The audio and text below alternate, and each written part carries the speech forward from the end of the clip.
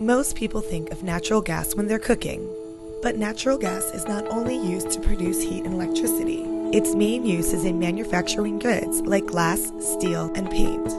So when natural gas prices in the U.S. drastically increased in 2005, companies like Dow Chemical were forced to take their business overseas, where gas prices were drastically cheaper. Fortunately, the U.S. has George P. Mitchell, the founder of Mitchell Energy and Development Corporation, a Fortune 500 company that has pioneered new technology for drilling natural gas.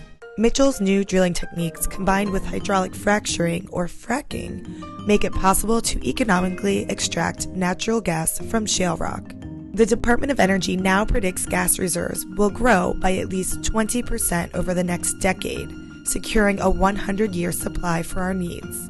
Currently, natural gas is relatively unregulated. It's exempt from certain parts of the Clean Water Act, and the other regulatory burden is fairly light. The most critical areas where it would leak, where things might leak into groundwater or air pollution, it's covered by the Clean Air Act and most of the other laws pertaining to waste. There are just a few areas that haven't been covered because we historically haven't drilled that low or used those techniques. Pennsylvania filmmaker Josh Fox even made a documentary on the dangers of fracking titled Gasland, which aired on HBO and was nominated for an Academy Award.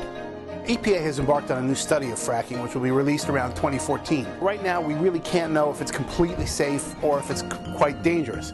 But what we do know is the incidences where people have reported it as being dangerous are relatively rare.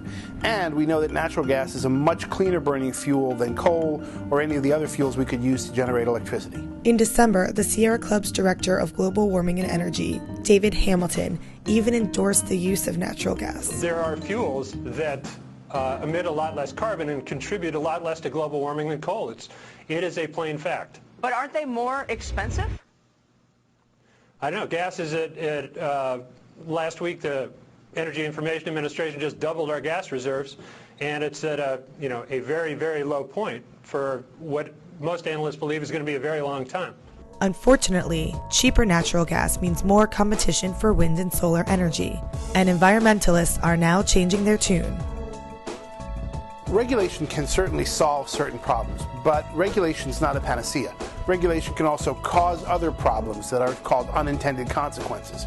And so regulators have to be very careful to watch out for that. But either way, what regulations do is they impose a cost on the regulated community. And that cost can cut back on competitiveness, it can cut back on profits, it can cut back on economic productivity, and that means it can cut back on jobs. So whatever's done to regulate fracking of natural gas, it needs to be done with great care because the energy sector is so large and there's so much at stake and we have so much we could potentially lose.